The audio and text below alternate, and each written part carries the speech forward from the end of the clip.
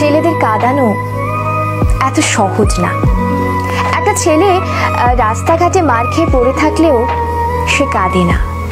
তাকে তার বাবা মা ইচ্ছে মতো বকা দিলেও সে কাঁদে না, বরং শান্তি পায়।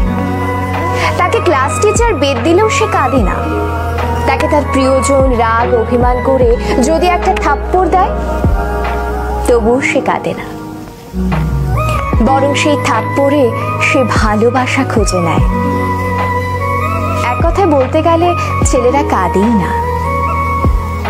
ছেলেদের কাঁদানোর একটা সহজ উপায় হলো তাকে অবহেলা করুন, তার থেকে গুরুত্ব কমিয়ে দিন, তার প্রতিটা কথা এবং অনুভূতি হেসে উড়িয়ে দিন, তার ভালোবাসাকে মজা হিসেবে নিন।